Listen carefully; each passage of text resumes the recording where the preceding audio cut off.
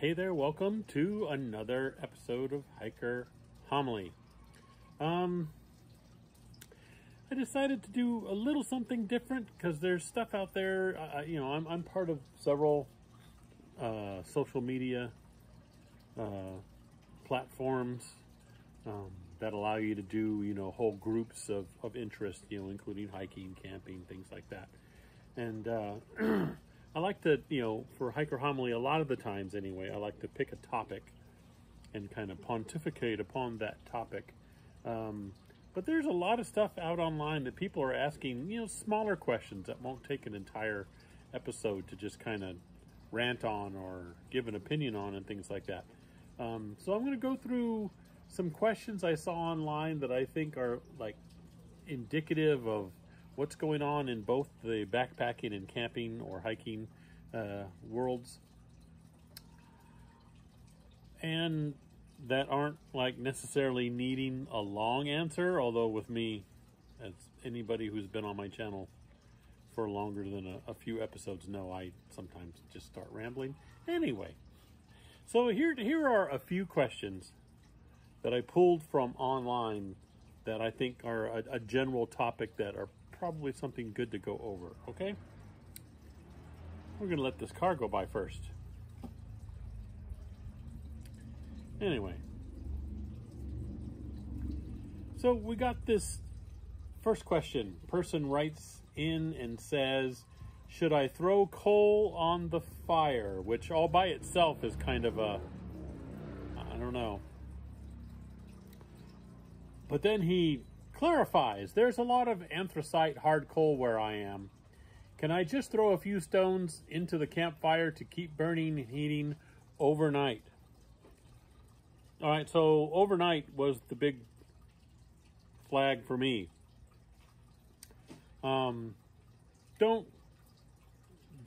whether you're backpacking and camping out in the backcountry, or even if you're in an established camping spot with a fire ring, even then, do not leave your fire burning overnight while you go and sleep wherever you're going to go sleep, whether it's in a tent or your trailer or wherever you're sleeping.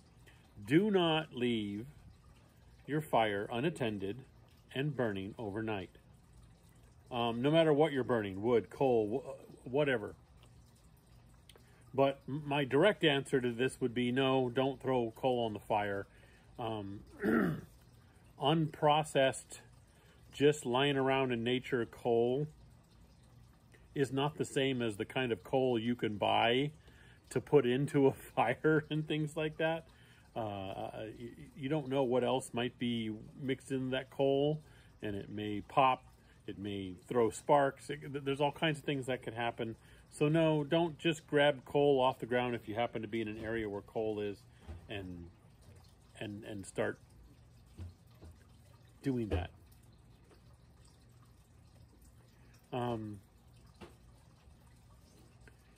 But definitely don't leave your fire going all night. Don't do that. That's no. All right, so another question. How to keep cooler food dry? So this is more of a camping question, because obviously for backpacking, most of us anyway, don't carry a cooler around. We've been camping for years now. Every time we go, the food that needs to be in the cooler gets water in it from the melted ice. Any hacks to prevent this? We usually go for 3 to 4 days, so we need everything to stay cold. Understandable. If you have the right plastic bags, you should be getting water into it. Now, if you're talking about condensation, there's not a whole lot you can do about that.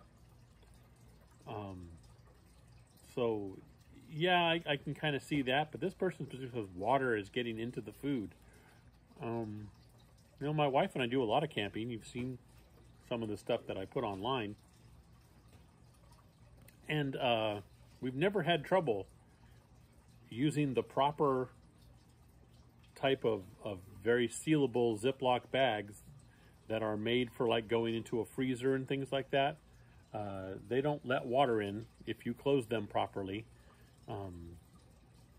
And that should do it. Water shouldn't get into your food. So if you're using the proper plastic bags, putting them in plastic bags, using the proper plastic bags, Because I know a lot of people might just use like wrap or like the sandwich bags and stuff like that, and they just kind of twist them or tie them closed and stuff.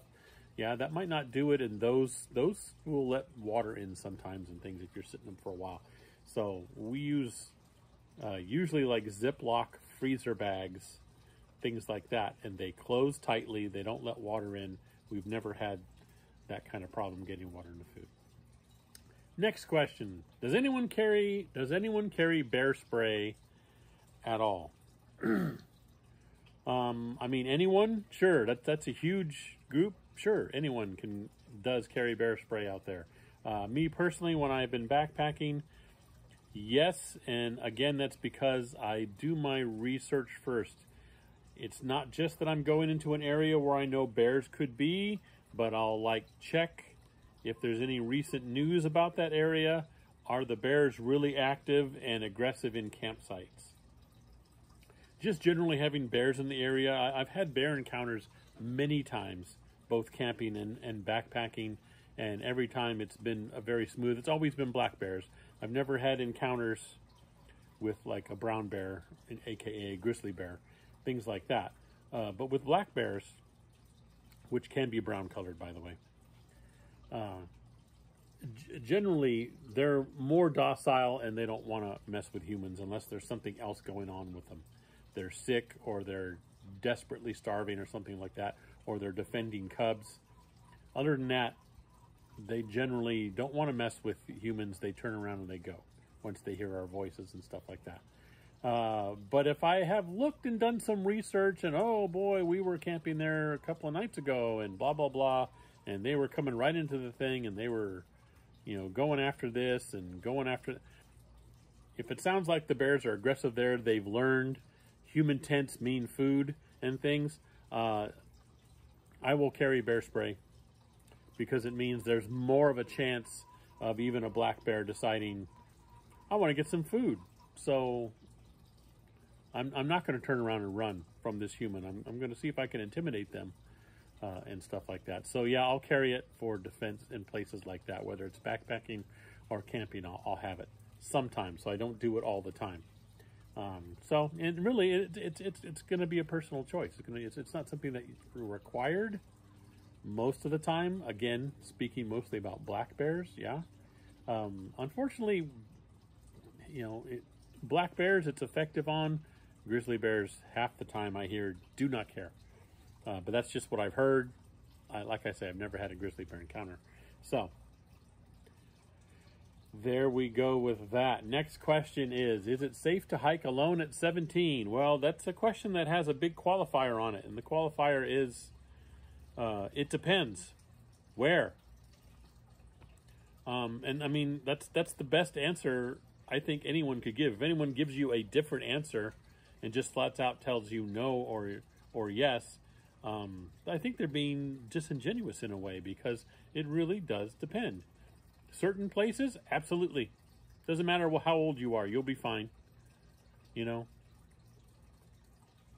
17 years old, you're right there at that edge of adulthood. But physically looking, what does a 17-year-old look like? I mean, I've known people that at 17, they looked like they were, still a preteen. But I've also known people that at 17, they looked like they were in their late 20s, pushing 30. So looks aren't going to do anything, and it's just a matter of where you're at. Some places for both camping and backpacking, I would caution against it.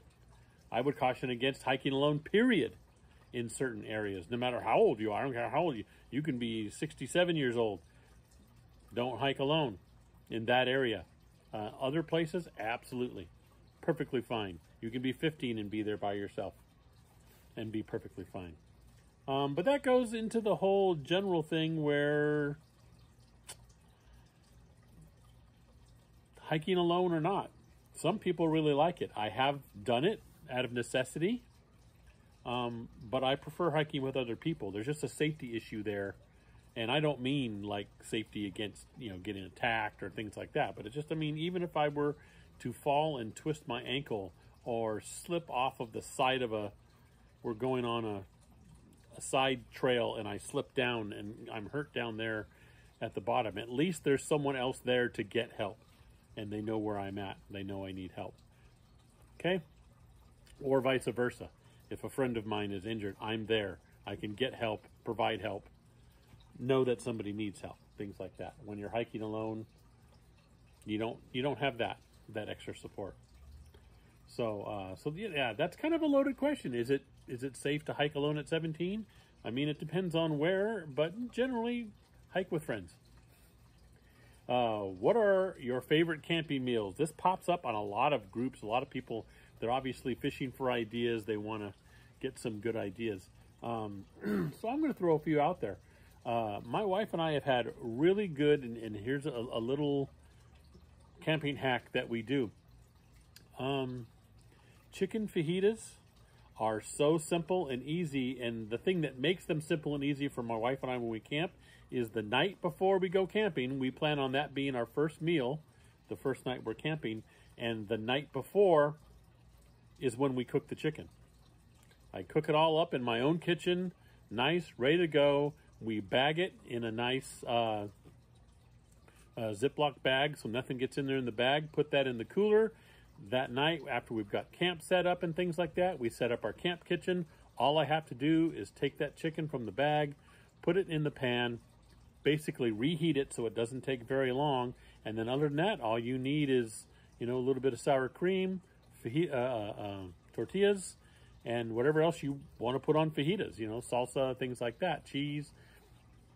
And you just add your warmed up chicken to it, and it's all nicely done. And there's several meals that you can do that. You just, you pre-cook before you leave, and then basically all you're doing is we've even done tri-tip that way, and it's actually come out just fine. Where I'll cook a whole tri-tip and cut it up, slice it, put it in a bag, bring it with us. And either the first night or the second night, put it in our skillet, sorry, not our Skittles, our skillet, heat it up that way, and it's been fine. And then you can either put it in sandwiches, eat it straight, put it in tortillas, and make tri-tip fajitas. So yeah, a lot of the times, some of our favorite meals camping are ones that we've pre-prepared, and they're so simple to do, and that's what makes them our favorites, is they're no longer work. When you're camping, you've had a full day, either setting up camp, or if it's the second day or whatever, you've had a full day, doing this, or hiking, or playing in the lake, whatever you've done while you're camping. And the last thing you want to do is set up and prepare a meal that takes lots of prep and lots of cook time and stuff. If you can just, all I got to do is reheat this and put this stuff out there with it, bam, dinner. So those are some of our favorites right there. This is one that I had to get this one. Burning food scraps after dinner. What do you all do with your miscellaneous food scraps after camping in bear country? Say someone doesn't eat all their food. More commonly, there's scraps of food remaining after washing your dishes. Keep it in a plastic bag inside your food bag cooler or bury them. My go-to has been to just throw them in a nice hot campfire until they're turned to ash. No, don't do that. Number one, that's not going to get rid of the smell of food. It's not. Not for a bear anyway. For a human, sure. We may only see and smell ash. A bear is still going to smell food residue in that ash, and that's going to draw them into your camp to dig through your ashes. And then maybe look through other things and stuff like that. The best way to do it for backpacking is I set up my food prep and eating area outside where I'm going to camp, a certain distance away. Like basically where I'm going to store my if I know there's bears in the area and I brought my either bear bag or I prefer a bear canister, I pull my food out of there, I prep it and cook it right there. Anything that's left over gets thrown in a sealable garbage bag. I put that back in the bear canister, close the bear canister, and leave the bear canister away from my camp. So if a bear does decide, I want to get at this and I can smell it, he's going to play with the bear canister for a while. And even if he does get into it, he's not in my camp, possibly trashing my tent and doing other things, endangering me and stuff like that. So yeah, it's a little more work maybe to do that, or maybe not as comfortable because I want to be in my camp, and some people like to cook in the vestibule of their tent and then just roll into sleep. Okay, some of those kinds of niceties you have to forego when backpacking. Most places I've camped, and again, I mostly camp in established campsite, not dispersed camping, but most places I've camped that have bear issues have bear vaults in the campsites, and that's where I put any garbage. Any garbage that smells like food. I am not going to burn it in my fireplace. Number one, that's easier said than done. You put it in your fire pit and try and burn it. Most of the food that we have that's left over and stuff like that, it's wet food, and it's going to take a lot to burn it to ash. And like I say, even then when it's ash, it's still to a bear going to smell. They're still going to get a scent of food. So no, don't burn it.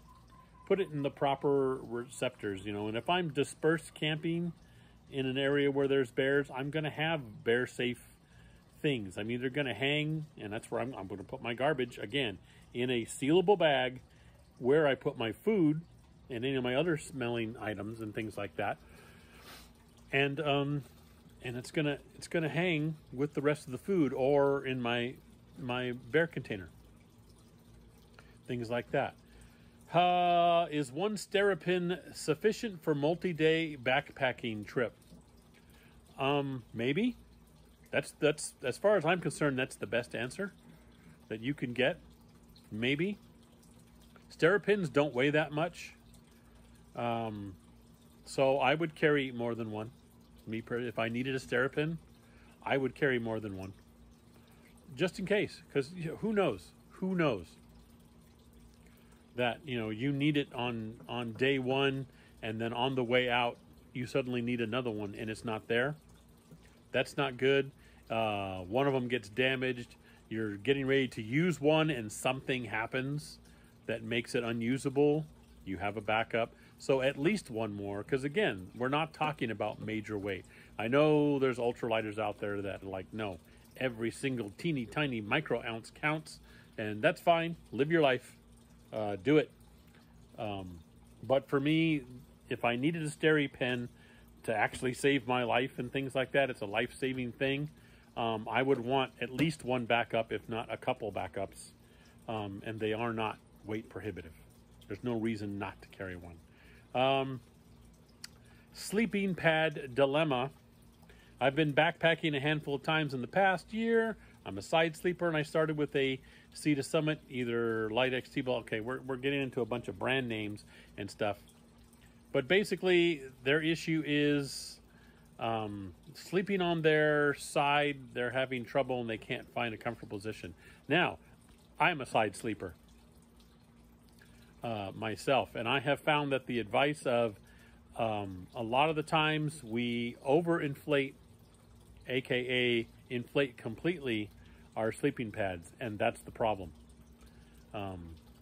It sounds counterintuitive. You would think if it was fully inflated, that's going to give you the most support, and for side sleepers, it doesn't. That ends up hurting my hips and having all kinds of issues.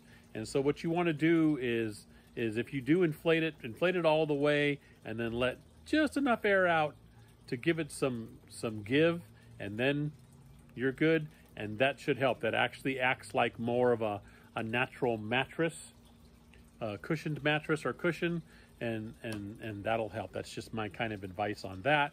And another one with sleeping pads: camping couples, what mattress do you carry? And they're looking for something that sleeps too. So I did a whole hiker homily on couples when you're backpacking and things like that, because there was a lot of questions about that and a lot of things about how, all the things you need to do together. You can, if you want to, put your sleeping bags together and sleep together when you're backpacking, but really it's not a requirement. And my wife and I have a great relationship. And even after 33 years of marriage, we're pretty amorous with each other. I know, TMI. But I'm saying that to just like, hey, we like to have fun with each other. But when we're backpacking, we don't put our sleeping bags together. We don't have to do that. We're perfectly okay sleeping in separate bags with separate sleeping mattresses for a backpack trip, because we're talking what, a few days and things like that. Now, if we were on a long backpack trip, maybe, but even then, you just put the sleeping mattresses together, and then put your sleeping bags together and then lay on top of them. Yeah, sometimes they'll get pushed in the middle of the night. It's going to happen. That's the way it goes. But you're just talking about extra unneeded space taken up because you want an extra wide sleeping pad, which I don't even know if they make a sleeping pad made for two people that's for backpacking. I mean, you could probably find one. For camping, we have a really nice memory foam thing that we put in the back of our Subi, and it works fantastically. We sleep really well back there when we're sleeping, if you know what I mean. Whoa! But for backpacking, if you're using the blow-up sleeping pads and stuff, just get two. And if you really need to be next to each other, then slide them together and hope they stay together over the night. And if they don't, they don't. But yeah, I mean, I get it. We want to prove our love, and we're afraid if we're not with each other all the time, that something's going to happen in the relationship. And it's like, it's just not true. I can tell you, 33 years of marriage, and I've known her for well over 40 years. We dated for quite a while through college because we wanted to do the degree thing before getting married. And we never required ourselves to have to sleep together, went on backpacking trips, and it was just fine. Our relationship was solid, and we we survived it, no problem. So yeah, my advice is don't waste your time looking and then eventually carrying an extra wide sleeping mat for backpacking. Just, hug and kiss before you go to bed, and then fall asleep, and then sleep, because you're backpacking. You're going to need that rest for the next day's hike and things like that. Yeah. So that's my thing. So that's some questions there, man. We got over the 20-minute mark, but answered quite a few questions there that seem to be a topic on people's minds and stuff. And hopefully some of those were interesting to you, and maybe some people gleaned a little advice out of that. Other than that, I hope you're doing well out there and you're enjoying your summer. We are just going crazy with some heat out here in the Central Valley, so that has put a damper on local hiking. Been out on a couple of road trips. I'm still working on the road trip videos to you, but I think you'll like them because they're at some really big places. Other than that, I'm going to catch you next time. Thanks as always for watching. Appreciate it very much, and I'll catch you next time.